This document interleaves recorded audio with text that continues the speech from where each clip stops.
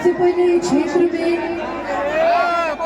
प्रांगण में जितना भी लोग उपस्थित बनी सभी के हम प्रणाम करता हूँ। और आज हम सभी कलाकार उपस्थित बनी आदरणीय पवन सिंह जी के समर्थन में, कैंची छाप के समर्थन में रउआ सबसे आग्रह करें, अनुरोध करें। सबसे पहले रउआ सभी बता दें कि अपन पवन सिंह जी कारागार क्षेत्र से चुनाव लड़ता नहीं, रउआ सब भी अच्छे से जाना था कि उनका क्रम संख्या बाटे 12 और उनका चुनाव चिन्ह बाटे कैंची।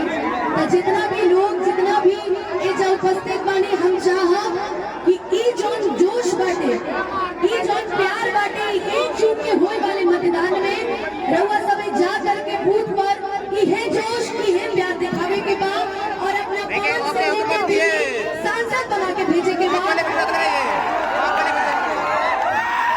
पिछला 4 दिन से क्षेत्र में भ्रमण कर रही।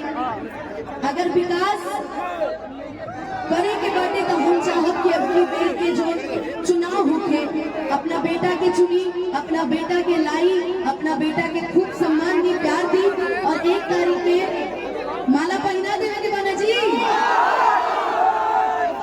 यही बीच में एगो लाइन, हमने के कलाकार है, हमने के कलाकारी से ही वोट मांग सकेला, राउत सबके प्यार पा सकेला और राउत सबके आग्रह कर सकेला।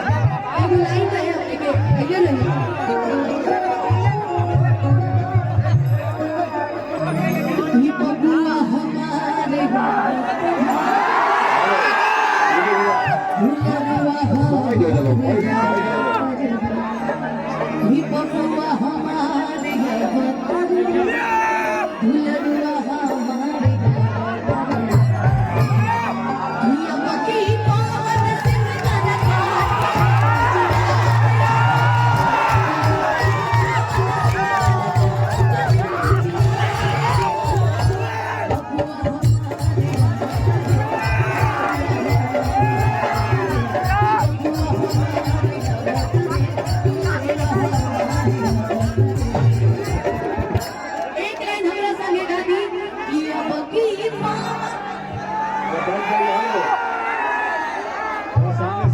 आधा सुनाई देता, आधा नहीं सुनाई देता।